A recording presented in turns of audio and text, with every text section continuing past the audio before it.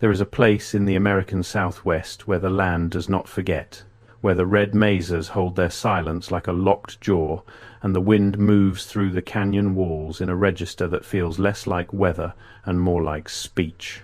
The Zuni people have lived here for more than 1,000 years. They are not a people who exaggerate. They are not a people who confuse. They maintain one of the most intact oral tradition systems on the North American continent, a living archive that has survived colonization, forced schooling, religious suppression, and the long campaign to make indigenous memory disappear. In 1962, something came down near Zuni land. What followed was not reported in any newspaper.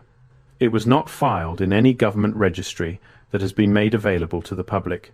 It did not appear in the historical record the way that events are supposed to appear when they actually happen. What it left behind was testimony. Specific, consistent, geographically detailed testimony passed through multiple generations of Zuni speakers, only fragments of which have ever reached the outside world. This is a documentary about those fragments, about what they say, what they cannot say, and why the difference between those two things matters enormously. The year 1962 is not random. It sits inside one of the most concentrated windows of aerial and atmospheric anomaly in recorded American history. The Cold War was at its peak pressure. The Cuban Missile Crisis would detonate in October of that year, pulling the entire world to the edge of a conflict that would have ended everything. The United States military had its eyes on every piece of sky it could monitor. And yet, in the high desert of New Mexico and Arizona, something moved through that sky without explanation, without acknowledgement, and without consequence in the official record. To understand what the Zuni said, you first have to understand who the Zuni are as keepers of knowledge. The Zunis, who call themselves the Ashiwi, have inhabited the area around the Zuni River in what is now western New Mexico for over a millennium. Their ancestral territory spreads across portions of what is now New Mexico and Arizona, a landscape of extraordinary geological drama where ancient lava fields meet sandstone formations sculpted over millions of years. Their language, Shiwima, is a language isolate. It is related to no other known language on Earth. This is not a minor fact. Language isolates are extraordinarily rare. They suggest a population that developed in relative isolation from surrounding groups for an extended period, possibly thousands of years. The Zuni are not newcomers. They are not people who arrived recently and began building stories about a land they were still learning to read. Their cosmology is dense, intricate, and deeply spatial. It is organized around directions, around the four cardinal points plus zenith and nadir, the above and the below. The sky is not background to Zuni thought. It is foreground. The sky is an active participant in the world, a domain from which forces descend and to which forces return. This is not metaphor dressed up as theology. The Zuni have maintained observational traditions about celestial phenomena that predate Western astronomical contact. Their tracking of solstices, their relationship with the Pleiades, their ceremonial alignment with specific stellar configurations, these are not primitive superstitions. They are the product of sustained, multi-generational empirical observation. When the Zuni describe something coming from the sky, they are not speaking loosely. They are placing an event inside a cosmological framework that has precise coordinates, precise categories, and precise implications. This is a distinction that outside researchers consistently fail to honor. The popular tendency when engaging with indigenous sky narratives is to flatten them into one of two categories. Either they are primitive attempts to explain natural phenomena that early people lacked the scientific vocabulary to describe correctly, which is the condescending position, or they are literal accounts of alien contact that confirm whatever the researcher already believed about extraterrestrial visitation, which is the sensationalist position. Both approaches are lazy. Both approaches are wrong. Both approaches take what is a sophisticated and internally consistent knowledge system and reduce it to a prop for an argument that was made before the testimony was ever consulted. The Zuni framework for categorizing things that come from the sky is nuanced enough to distinguish between celestial phenomena that belong to the understood order, such as stars, weather systems, and birds that navigate by celestial cues, and phenomena that require a different category entirely. The testimony from 1962 was placed firmly in the second category. The witnesses were not confused about what they saw. They were precise about the fact that what they saw did not belong to the understood order, and they encoded it accordingly. The testimony from 1962 uses a category that translators working with Zuni oral historians have rendered in English as something close to the ones who came down in the vehicle of light. This is an imperfect translation, as all translations of Shiwima concepts are imperfect. The original phrase carries additional layers that include a sense of purposeful descent, of beings who were not lost or accidental, but who arrived with intention. The vehicle is not... I have to pause here for a second, because what I just described, that is one case from a much larger pattern. There are 35 documented cases in a document I put together. Different cities, different decades, different types of evidence. Every single one follows the same sequence: discovered, documented, acquired, disappeared. I could not fit all of it into a video. It's in the pinned comment below. Find it before we continue. Described as a vehicle in the mechanical sense, not as something with moving parts. It is described through a word cluster that relates to the concept of a contained light that moves with intelligence. This language is worth pausing over because it does not map neatly onto either the Christian theological framework for angels and divine messengers or the popular cultural framework for alien spacecraft that emerged in American media during the 1950s. It is neither. It is a Zuni categorization, drawing on Zuni conceptual vocabulary, and it is specific enough to suggest that whoever was encoding this event into oral tradition was trying to be precise about something that resisted their existing categories. Now we arrive at the question that researchers sympathetic to the Tartarian hypothesis have been pressing for several years. What if the 1962 event was not an arrival from outside the Earth, but a return from within it? The Tartaria framework, as it has developed across alternative historical communities, proposes that the civilization historians call pre-modern was not primitive. It proposes that a technologically sophisticated global civilization existed within the last several centuries, possibly as recently as the 18th and 19th centuries, and that this civilization was erased, or collapsed, or was deliberately suppressed, and that what replaced it was the story we now call settled history. The mud flood hypothesis, the reset civilization theory, the evidence from anomalous architecture found on every continent, these are the pillars of a framework that does not yet have academic consensus, but that draws on genuinely puzzling physical and documentary evidence. Within this framework, the question about 1962 becomes very different. It is not a question about whether extraterrestrials visited Zuni land. It is a question about whether the beings described in the Zuni testimony have been remnants or descendants of an earlier civilization, one that retained technologies the surface world had lost, emerging from underground or underwater installations that have never been discovered by mainstream archaeology. This is not a fringe question for those who have studied the underground installation evidence. There are locations across the American Southwest, including sites within reasonable proximity to Zuni territory, where geological surveys have returned anomalous readings that archaeologists and geologists have declined to pursue publicly. Tunnel systems that indigenous oral traditions across multiple tribes describe with remarkable consistency. Subterranean spaces described in Hopi, Navajo, and Zuni traditions alike, not as metaphor, but as actual places that certain people visited in the not-distant past. The Hopi concept of the Sipapu, the emergence hole through which humanity climbed from a previous world into this one, is generally treated by academics as a creation myth, but the Hopi do not describe it as a myth. They describe it as an event that happened in a specific type of place, a subterranean origin point. The Zuni emergence narrative contains parallel structures. The Ashiwi describe their ancestors as having lived in underground spaces before rising to the surface world. The transition between those worlds is described not as metaphorical but as physical, as a journey through actual dark spaces that led to actual light. If you take these narratives seriously as potential encoded memory, the implications are significant. They suggest that indigenous southwestern traditions may contain genuine memories of subterranean civilization, of contact between surface-dwelling peoples and underground-dwelling peoples, encoded across generations in the framework of cosmological narrative, because that was the only framework available for preserving information of that kind.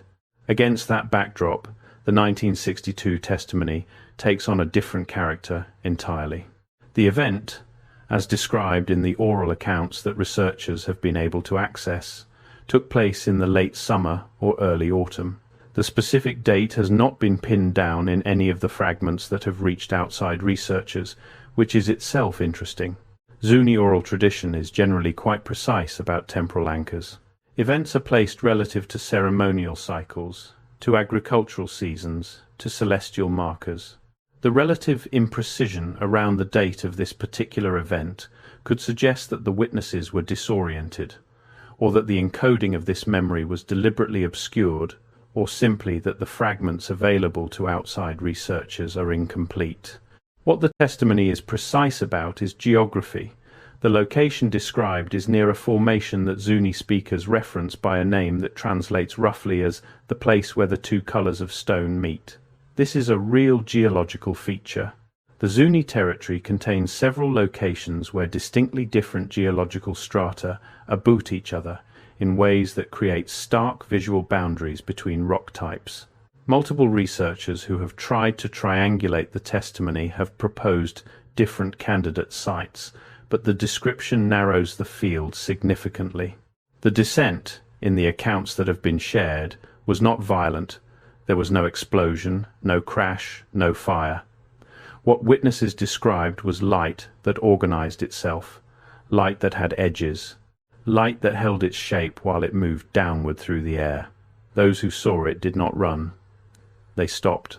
One account, preserved through a Zuni speaker who shared it with an ethnographer working outside the mainstream academic system in the late 1990s, describes the witnesses as feeling that they already knew what was happening. Not that they recognized the specific event, but that some part of them understood it as belonging to a category of experience their tradition had prepared them for without naming it explicitly. The beings that emerged, if emerged is the right word, are described in ways that challenge simple categorization. They were not described as terrifying. They were not described as glowing or otherworldly in the science fiction sense. They were described as old in a way that went beyond individual age, old in the way a mountain is old, or the way a certain kind of silence is old. They moved with economy. They did not gesture expansively. They did not perform their presence. They simply were present, and their presence had weight. There were, according to the accounts, 3 of them. The number 3 carries specific significance in Zuni cosmology, but drawing a straight line from that significance to the number of figures in the testimony would be a mistake. Zuni oral tradition does not habitually insert cosmologically significant numbers into accounts of actual events simply because those numbers are significant. That would corrupt the precision that makes the tradition valuable. The number 3 in this account appears to be a straightforward count of what was seen. The interaction between the witnesses and the beings lasted a period that different accounts estimate differently. The range runs from a brief passage to what one account describes as the time between one prayer and the next prayer. What was communicated is the most contested and fragmentary aspect of the testimony. Fragments that have reached outside researchers contain references to something that functions like a message, not a spoken message in Shiwima or in any other language. The communication is described through concepts that cluster around the idea of knowing without being told, of information that enters the mind not through the ears but through some other avenue. The content of this communication, as best as it has been reconstructed from fragmentary accounts, involves recognition. The beings, in some way that the witnesses could not fully articulate, communicated that they recognized the Zuni. that they had some kind of prior relationship with the people of that land that predated the present encounter. This is where the Tartarian framework becomes especially interesting as an interpretive lens. If the beings in the testimony were not extraterrestrial visitors but rather representatives of a civilization that had shared this continent, or this world, with the ancestors of the Zuni, then the communication of recognition makes a different kind of sense.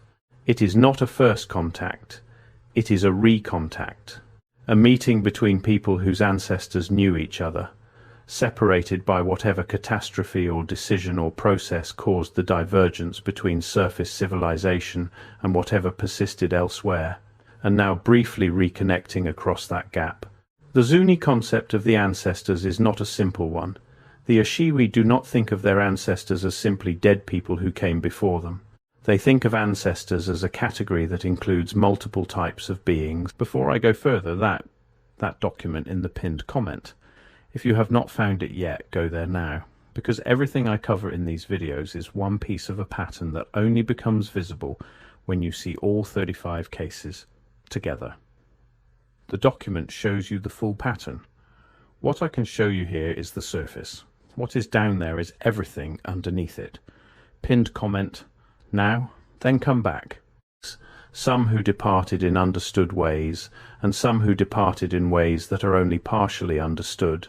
There is a tradition within Zuni thought of ancestors who went below, not who died and went to a spiritual underworld, but who made a choice, under circumstances that are not fully described in any fragment that has reached outside researchers, to go into the earth, to take themselves and what they knew out of the surface world. Whether this tradition is literal or figurative is a question that the academic anthropological establishment has consistently treated as obviously rhetorical, the answer being obviously figurative. But that automatic assumption deserves more scrutiny than it has received. Oral traditions that encode actual historical events in narrative form are documented. They exist. The oral traditions of many indigenous peoples have been found to contain accurate geological, astronomical, and historical information that was only later confirmed by scientific investigation. The assumption that any component of indigenous oral tradition that sounds supernatural to Western ears must be figurative is not a rigorously argued position. It is a default inherited from a colonial framework that assumed the superiority of Western empiricism over indigenous knowledge systems. Taking the Zuni tradition of the ancestors who went below as potentially encoding a real historical memory, even partially, changes the context for the 1962 event substantially. It becomes possible to read the testimony not as an encounter with something utterly alien, but as an encounter with something that had once been kin. The year 1962 also sits at a peculiar intersection in the history of underground research and rumor. It is the period when the United States government was most actively and most secretly expanding its network of underground installations. Deep Rock, the system of facilities built to preserve government continuity in the event of nuclear war, was under rapid expansion during this period. There were projects active in the American Southwest during these years whose full scope has never been declassified. The proximity of nuclear testing sites to Zuni territory is not a coincidence that researchers in this space have ignored. The Nevada test site, where atmospheric nuclear testing produced effects that reached across the Southwest, was operating continuously during this period. Nuclear detonations produce effects that penetrate deep into the Earth. The seismic signature of a nuclear test travels through rock in ways that no surface event replicates. If there were subterranean installations of any kind in the region, whether governmental or otherwise, the nuclear testing program of the late 1950s and early 1960s was announcing their presence through the Earth itself, in a language made entirely of pressure waves. Whether the 1962 event was a response to that announcement is speculation. But it is not unreasonable speculation. It is the kind of speculation that becomes more interesting when you set it against the Zuni testimony, which describes beings who arrived with apparent knowledge of where they were and apparent recognition of who they were meeting. The fragmentary nature of the available evidence is one of the most frustrating aspects of this inquiry. The Zuni have not, as a community, endorsed any particular interpretation of the 1962 events. Those within the community who know the testimony most completely are, in the tradition of Zuni knowledge-keeping, not the people who speak most freely to outside researchers. The most sensitive knowledge is held by those who understand it to be sensitive. This is not obstruction, it is wisdom.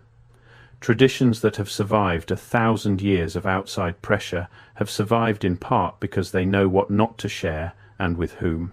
What has reached the outside world came through specific channels.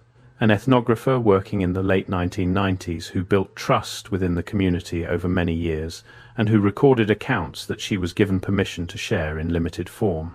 A Zuni man who lived between the community and the academic world and who wrote about the traditions in a text that circulated in small numbers before his death in the early 2000s. Second-hand accounts from people who grew up in the region and heard the stories from Zuni neighbors or co-workers. None of these sources are complete. None of them carry the full weight of what the community's internal tradition holds. This is frustrating for researchers who want clean evidence, but it is also, in a strange way, evidence of something. The testimony has been consistent across multiple independent sources over a period of more than 2 decades of documented fragment collection. The details that appear in multiple independent accounts, the geography, the quality of the descent, the number of figures, the sense of recognition in the communication, these details show a consistency that would be difficult to explain if the accounts were fabricated or if they were all derived from a single source that was then repeated. Independent convergence is one of the markers that researchers use to evaluate the reliability of oral accounts, and the 1962 Zuni testimony has it. There is also a structural argument worth making. The Zuni have no particular cultural incentive to have invented this story. The testimony does not fit neatly into any existing Zuni ceremonial narrative in a way that would make it useful as invented tradition. It does not reinforce specific ritual practices. It does not validate specific clan claims or territorial boundaries. It does not serve the kinds of political functions that oral traditions sometimes serve within communities. It is, in the accounts available, simply a record of something that happened, encoded and preserved with the care that the Zuni apply to records of things that happened. Now consider the Tartarian question from a different angle. The reset civilization hypothesis proposes that advanced knowledge was not only lost in some historical catastrophe, but that some portion of it survived, held by groups who went underground, literally or figuratively, and preserved what they could. If this hypothesis has any validity, then the expected behavior of such a group over centuries would include exactly the kind of periodic emergence that the 1962 testimony describes. Not a permanent return, not a conquest or a revelation, a check. A cautious, brief contact with the surface world, seeking information, perhaps maintaining connection with specific populations whose ancestors were known to them, and then withdrawing again. The Zuni tradition of the ancestors who went below fits this picture with an uncomfortable precision. If the Ashiwi had ancestors who at some historical moment made a decision to withdraw from the surface, those ancestors would have had reasons for maintaining some connection with the people they left. The surface Zuni would have been, in this framework, the visible portion of a community whose full extent included people who could no longer be easily seen. The beings in the 1962 testimony communicated recognition. They knew who the Zuni were. If this was a recontact between separated branches of a community, that recognition would be the most natural thing in the world. It would not be the amazed recognition of a scientist encountering a new specimen. It would be the recognition of a family member meeting a relative after a very long time. The question of what became of the beings after the encounter is also addressed, partially, in the testimony. They returned to the vehicle of light. The vehicle ascended. It did not disappear instantaneously in the way that popular science fiction depicts spacecraft departing. It rose with what accounts describe as deliberateness, without haste, and then was no longer visible. No sonic boom. No displacement of air that would have knocked people down. A departure that was, in its way, as strange as the arrival because of how quiet it was. Silence, in Zuni tradition, is not the absence of meaning. It is a form of meaning.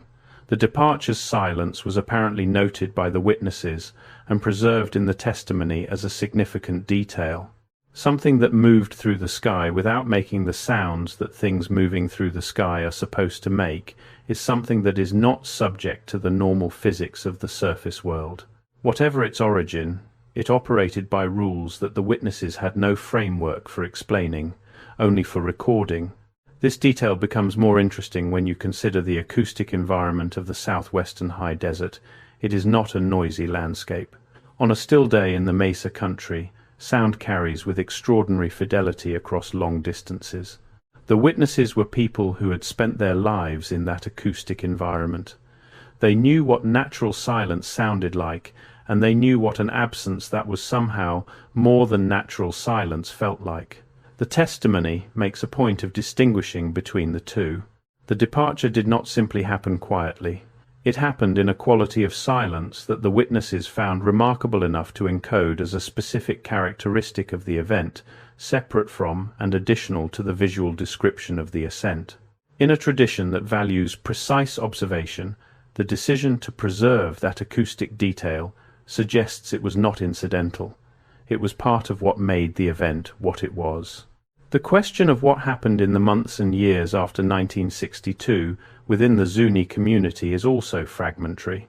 What the accounts suggest is that the event was discussed within appropriate channels inside the community, that certain knowledge keepers were informed, and that a decision was made about how to hold the memory.